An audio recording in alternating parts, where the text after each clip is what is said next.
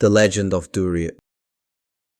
Once upon a time, in a town in Mindanao, there was an old woman better known as During.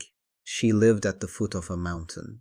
Her small hut stood in the middle of her vast yard surrounded by trees. During was usually feared by mothers for her mischievous children.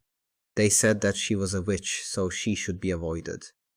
During was used to living alone. Since her husband and children died, she had not left the foot of the mountain. She was a quiet person, and because she was old, she preferred to take care of the plants. During was grumpy, so people avoided her. When her loved ones had just died, many offered to help, but she refused. Thus people gradually moved away from her, until she became a terror to naughty children. Several years passed. The previously naughty children were all grown up, but During was still the same. He lived alone in a hut at the foot of the mountain and did not mingle with people. One night the north wind carried a strange smell through the community. They did not know what the smell was or where it came from. The smell remained for the next few days and grew stronger and stronger. The people decided to find the source of the smell.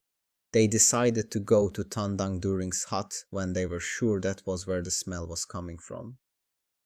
They looked for the old woman, but did not see her. Instead, their attention was drawn to a tree whose fruits had hard skins and sharp thorns. Because it was so cold, the fruits were starting to open. A man climbed the tree to get some fruit. They covered their noses when the fruit opened, but were equally delighted by the taste of that fruit. They picked some fruits and took them home. When they met an old man from another place and asked what fruit they had brought, they all had the same answer.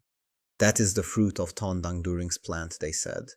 The old man understood them to be During, so when they gave him the fruit and his acquaintances asked what it was, he said the name of the fruit was During. Later it became Durian.